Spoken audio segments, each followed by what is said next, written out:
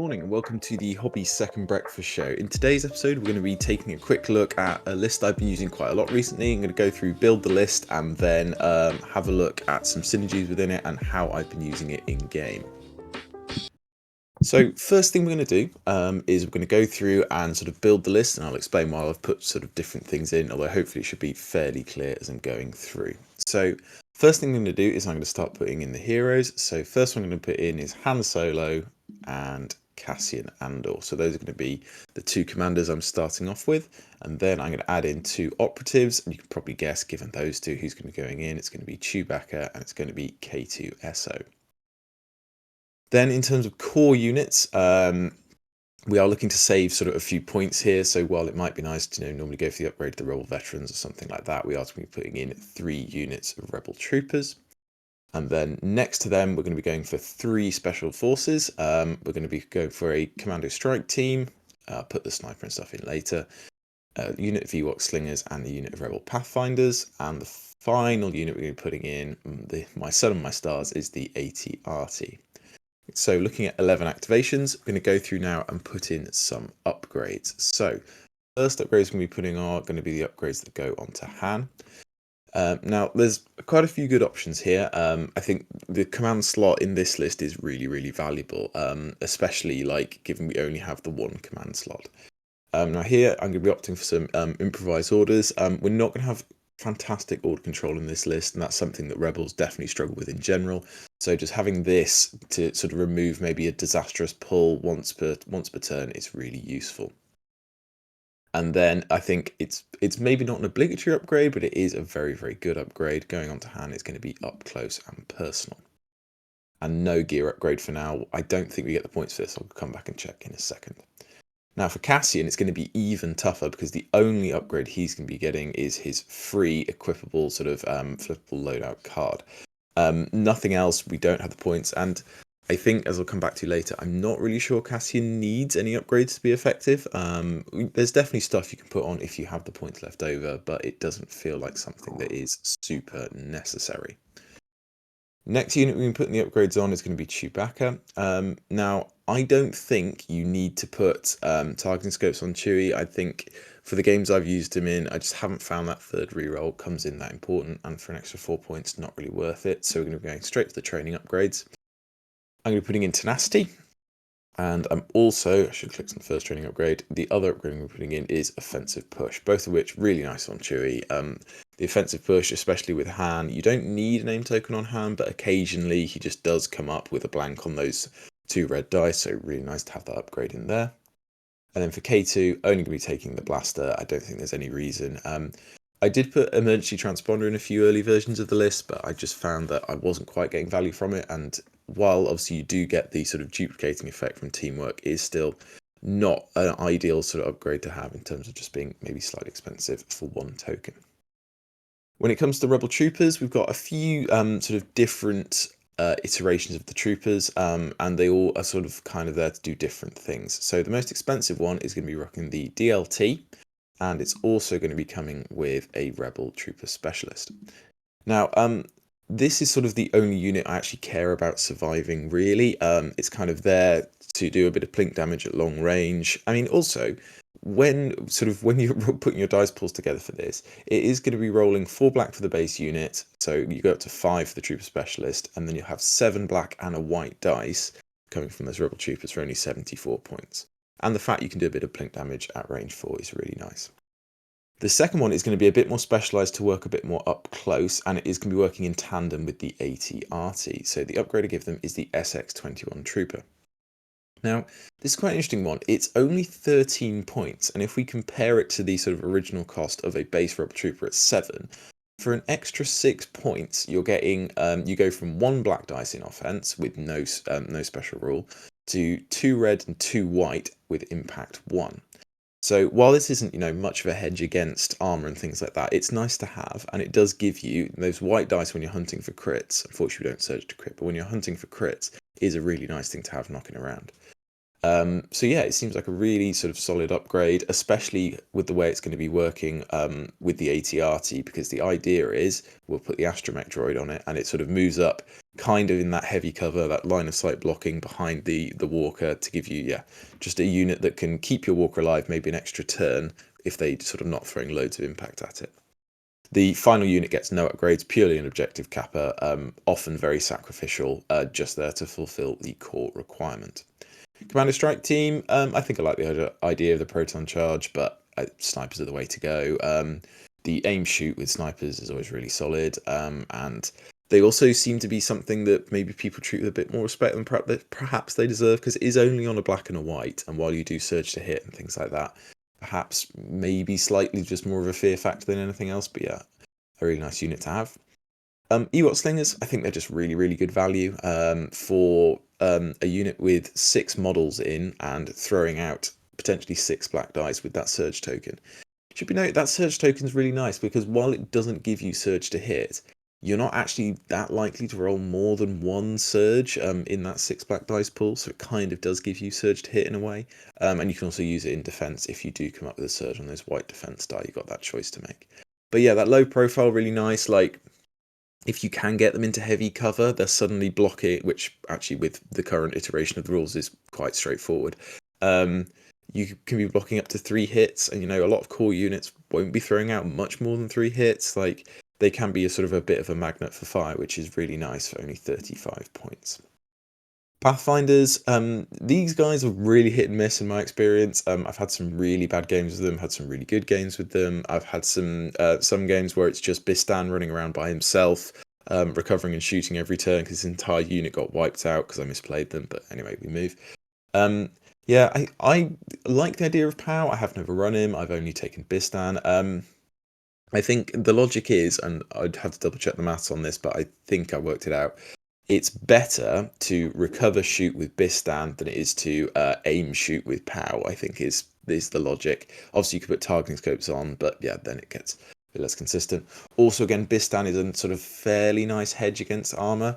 Part of the reason for this is if you look at the Pathfinder unit, at range 3, they're going to be throwing out 2 white dice each.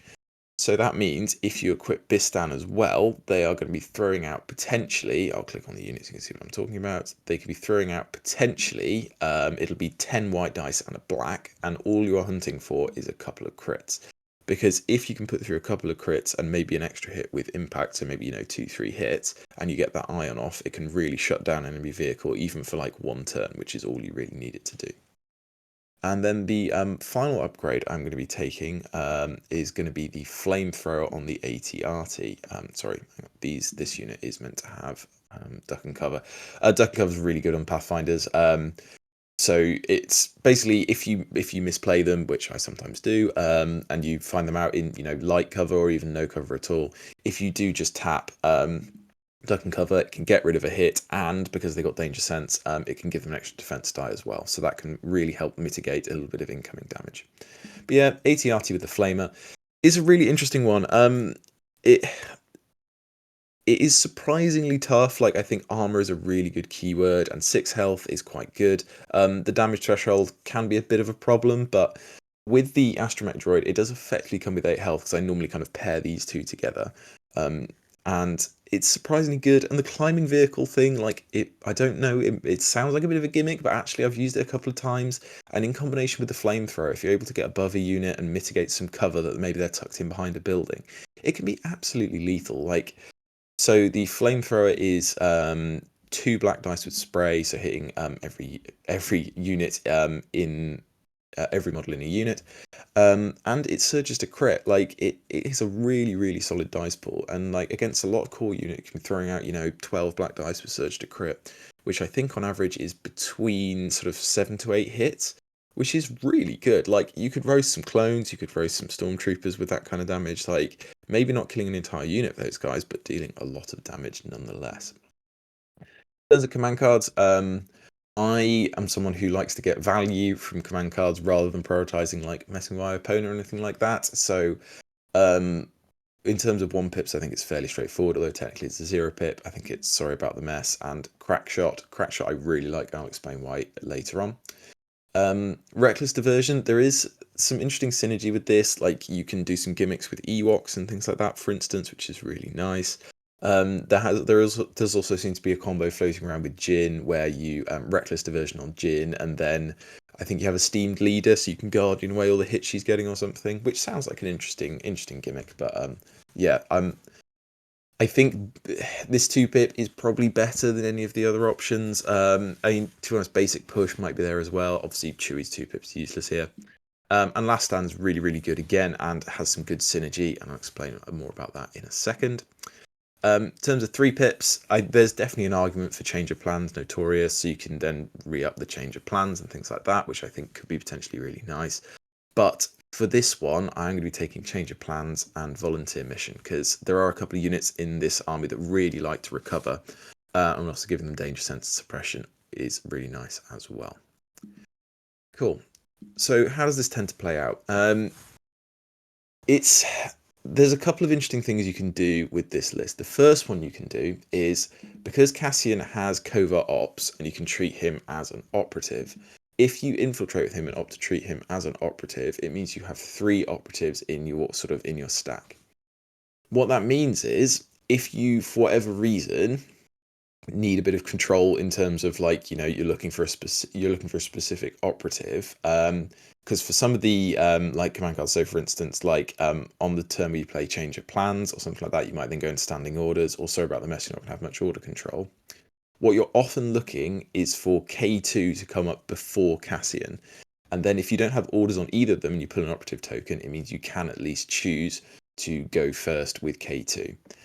If it wasn't that, you deployed Cassian as a commander, it would mean if you did pull a commander token, you have no choice. You would have to take Cassian because Han would already have an order. There's a few little things like that where having 3 operatives in your army rather than 2 commanders and 2 operatives can be nice. There's obviously some arguments for the other way around. When you don't want to pull Han, you might want to go with Cassian or something like that. In general, I think it's correct to deploy Cassian in sniper config and quite far back, because I'm quite impatient and I really like the getting full value from Cassian. I'll explain value in a second because it's probably not the way most people think about it. I tend to deploy him quite close and in pistol config, which I don't think is necessarily the way to do it, and has led to me misplaying Cassian a couple of times and getting him caught out of cover. What I'm talking about with value is looking at Cassian's card. It's marksman and it's tactical. And for me, I think the reason why Cassian is such a nice hero in Rebels is he is just so consistent. Because if you are moving and shooting, and if you've gone first with K2, for instance, you have 2 aim tokens ready to go to put onto your marksman. And whichever one you're shooting with, whether it's sniper or pistol, you're normally hoping for 2 hits. Now, that is a lot less likely to come up on the sniper config. I think it actually comes up around 50% of the time, maybe slightly over, you get 2 hits. But in the pistol config, you're normally guaranteed, in inverted commas, 2 hits, because you do also search to hit on Cassian. What this enables you to do if you have 2 aim tokens is one of 2 things. If you're shooting at a target that is not in cover, it normally means you can guarantee 3 hits with the pistol. If you're shooting in a target that's in cover, if it's heavy cover, if you get 2 hits and with 2 aim tokens, you can normally sort of guarantee to push through those 2 crits straight through cover. And that's kind of the logic you use with the sniper as well, although arguably you might need 3 aim tokens with the sniper config.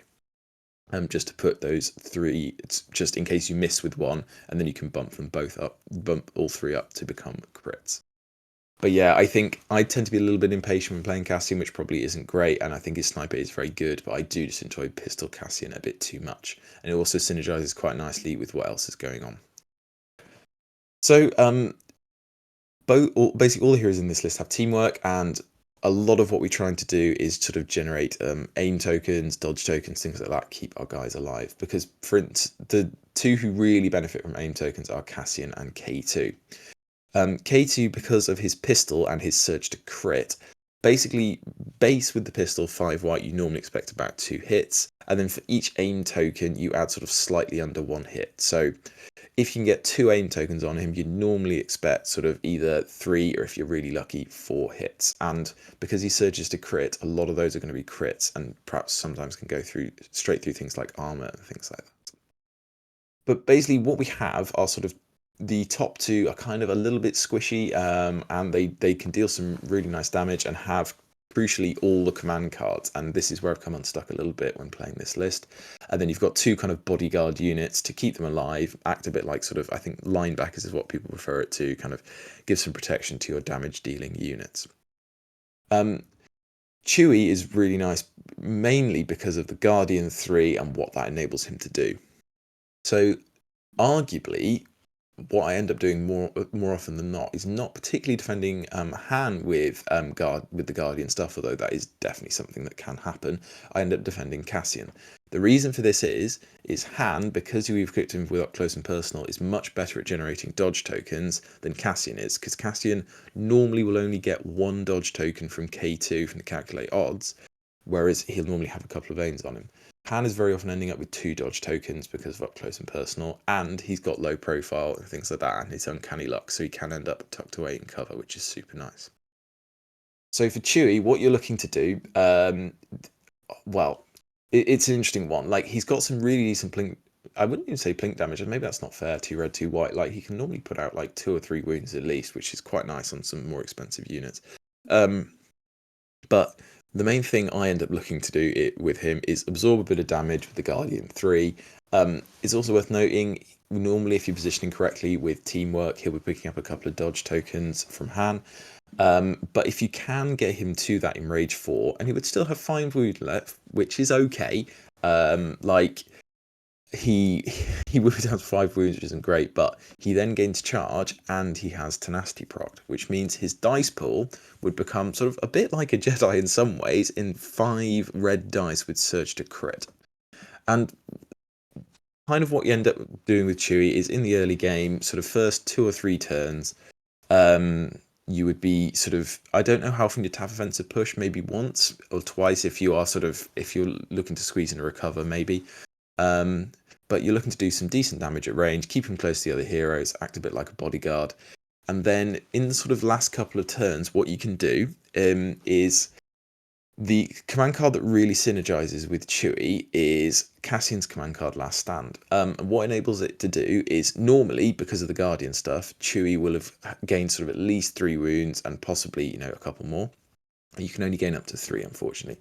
So what I've liked to do with Chewie, and done this a couple of times now, is you proc Last Stand, which I normally used to give him 3 dodge tokens, and then what he'll do is he'll charge into sort of the big melee threat, as it were, or the biggest melee or biggest threat I can find, and then you'll attack with your dice pool, which by this point should be 5 red dice with surge to crit, and possibly lethal if you've got the aim token to spend. And then what you can do is, because he'll still have 5 health and he'll have 3 dodge tokens on him, what you're hoping to do is that dice pool, that health pool with the dodges is bigger than sort of any normal melee threat you're going to encounter. Like, they'd need to do 8 wounds straight through, or 5 crits if they were sort of super lucky. And what that enables you to do is enables you to tie up a big enemy hero or melee threat, because they won't have enough damage to actually kill Chewie in those last 2 turns. So their options are either, maybe they got force push, so that kind of gives them pseudo disengage, which can be nice and get them away from Chewie, but then that at least means they've used their force push for the turn, which means they can't be pushing either of your smaller sort of squisher heroes, Han and Cassian, around. Now, this does lead to Chewie dying quite a lot, but he's kind of done his job. He's protected the other heroes, tied up a big melee threat in the late game, and done some really nice damage along the way.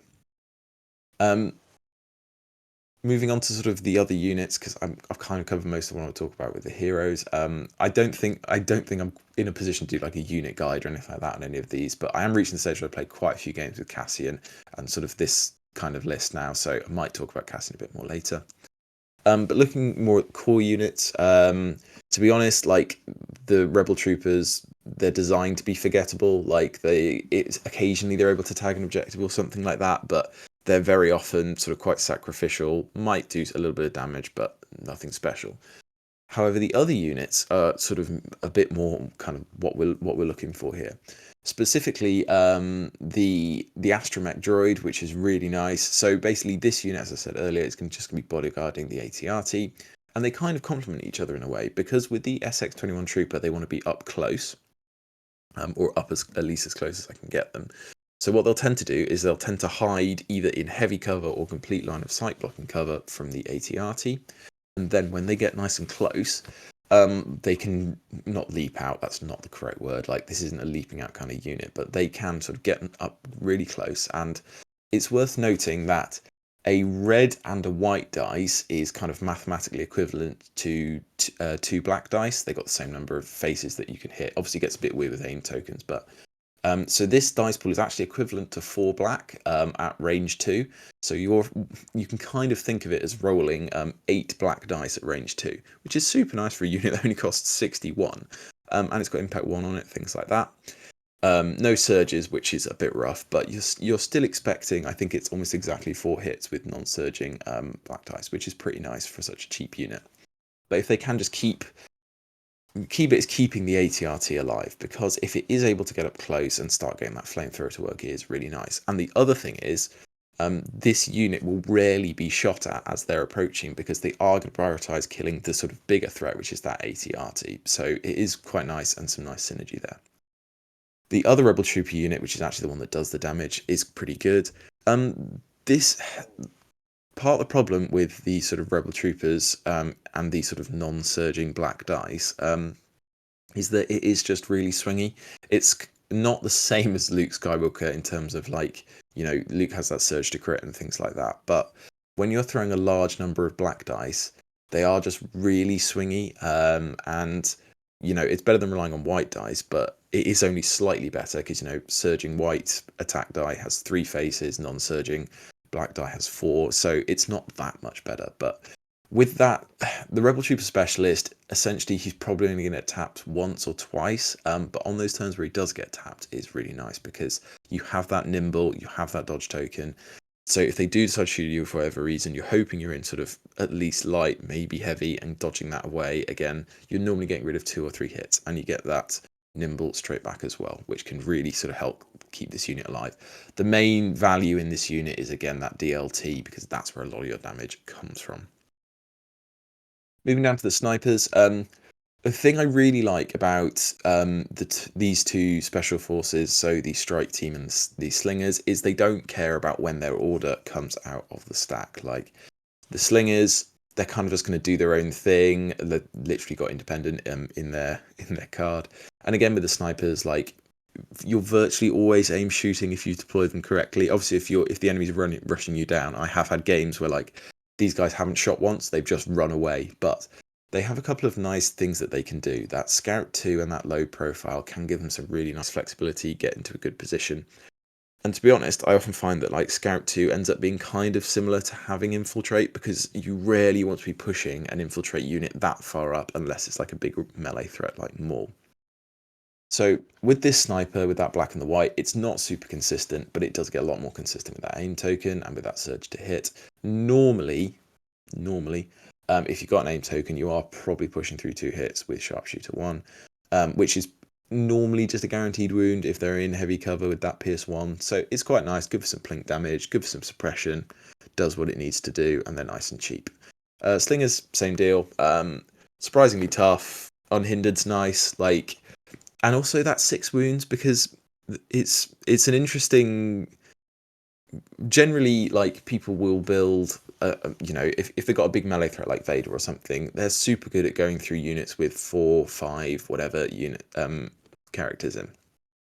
With even Vader Commander's Pool with, you know, 6 red die, because he doesn't naturally surge, though obviously you can give him surges, it's actually quite unlikely that he'll pull 6 face-up hits, and that's what you would need to actually kill this Ewok Slinger unit.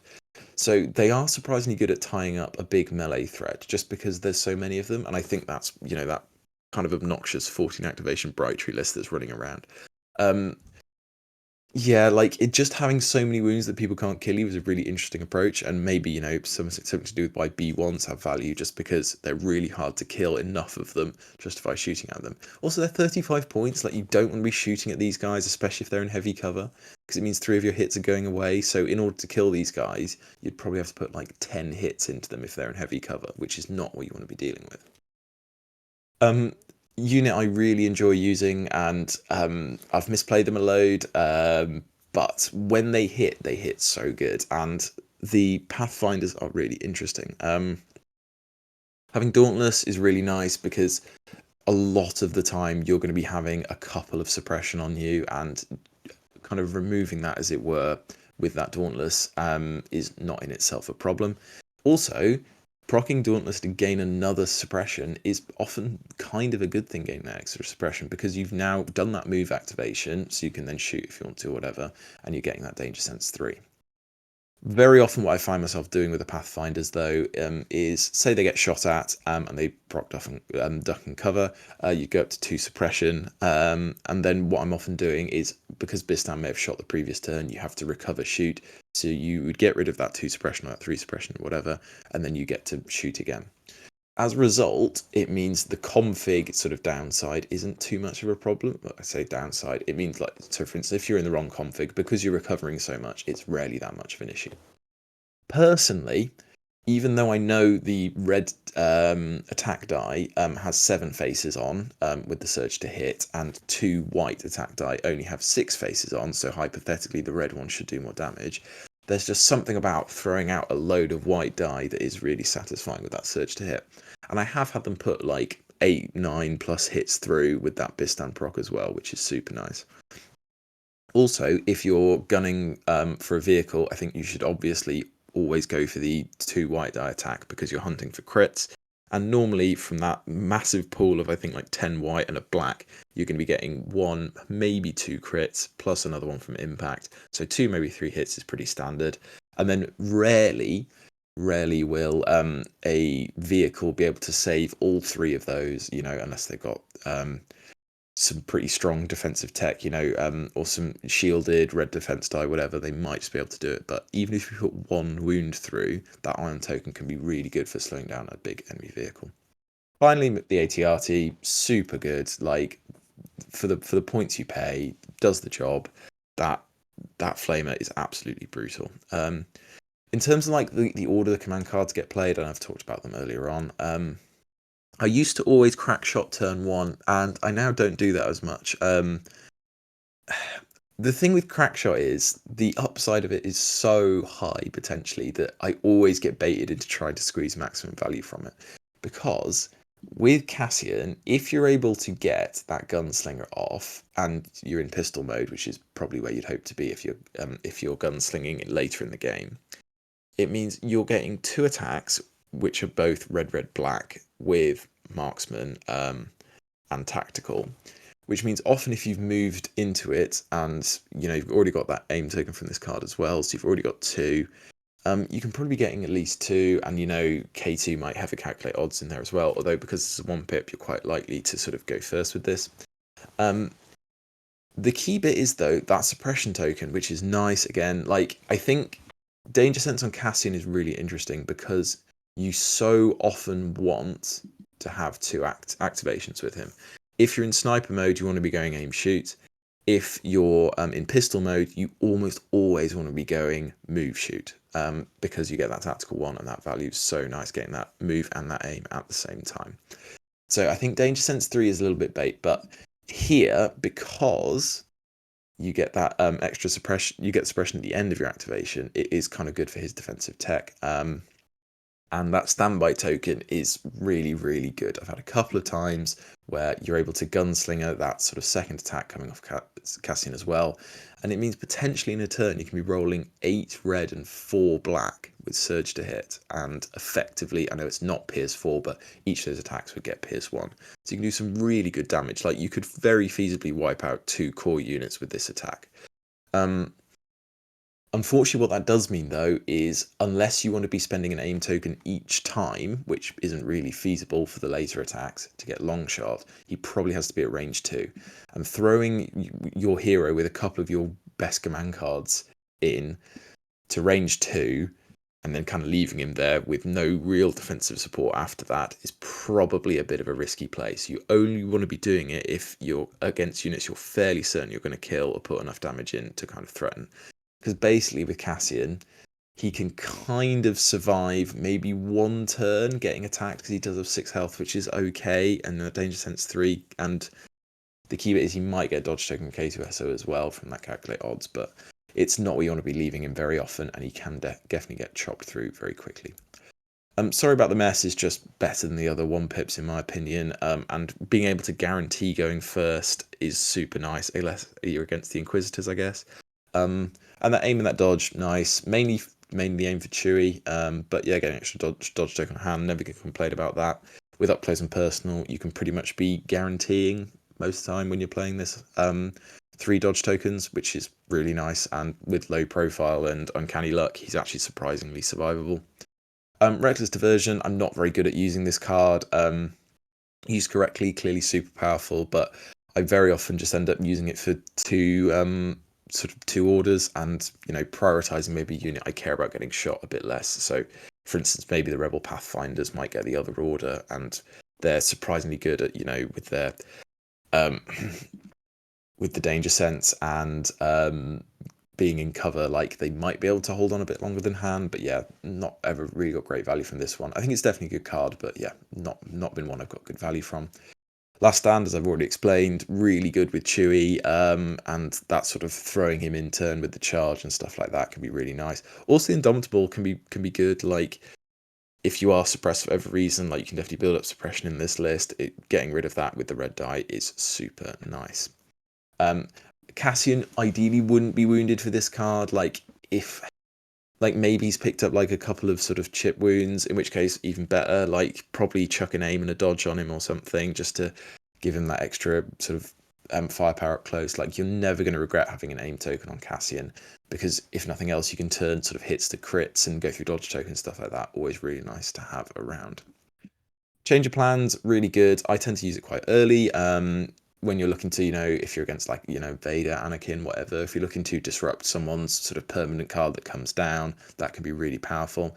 If nothing else, it still orders 3 units. So if there's some interesting mind games you can do early on that you can kind of, if you're waiting for an opponent to play a card, maybe go on like turn 2 or something. But if they haven't played it, they're going to save it for a later turn. It's kind of done its job, because then they've waited to play what should be a really good card. And you can still get 3 orders from it, which is really nice. And Volunteer Mission, great in this list. Like, I think in future I'm going to be sort of dropping Ahsoka into this kind of list, and again, that the recover is so powerful. In general, unfortunately in this list we don't have anything that recovers on Cassian, but that's fine. Where this is generally going, these orders are going onto the Pathfinders, and they're going onto Chewie. For Chewie, you're normally looking to recover the offensive push, and for the Pathfinders, it gives you a free recover, which firstly can help you shed some suppression, and also, re-ups Bistan and lets you choose between the 2 configs. So has some really great synergy with those Pathfinders. It also ups them from Danger Sense 3 to Danger Sense 4, which can be really nice. If you're stacking that much suppression, something's maybe going a little bit wrong, but also really nice to have that extra defensive tech going on. Cool. So that's the list. I personally found it really fun. Like 11 activations with 4 nice heroes, some really good synergy between them, and like the command cards do work really well with each other, and that feels really nice. And there's definitely some really satisfying turns you can pull off with Crackshot, Last Stand, stuff like that. So puts in some really good work. Got some decent long range threats with Pathfinders and the Troopers, and there's actually snipers. I completely pass by what is the best sniper in the game and what is a fairly okay sniper. So I think a few people assume this is kind of like a really long range list, but it actually kind of thrives in kind of the sort of the mid range and the shorter mid range, because you've got so much stuff with Han, Cassian, K2, the Rebel Troopers, the Slingers, the AT-RT that can really do some damage in that sort of close mid range type engagement. The one real weakness this list has is like a couple of big melee threats, because we just don't have anything that can deal with them. Like Chewie can tie them up for a turn maybe, and K2 might just be able to absorb enough damage, but it's a little bit unlikely. And after that, they're just tearing through your units, because there's nothing that really thrives that much in melee, apart from that one big turn with Chewie, which is always good fun. But yeah, hope you enjoyed the video. Again, this is me just kind of talking through a list that I've made, and yeah, it's definitely one I've really enjoyed using, so feel free to grab it, use it for yourselves, whatever. If there are changes you'd make, let me know what they are in the comments below. But yeah, drop a like, drop a subscribe, all that good stuff, and I'll see you for the next one.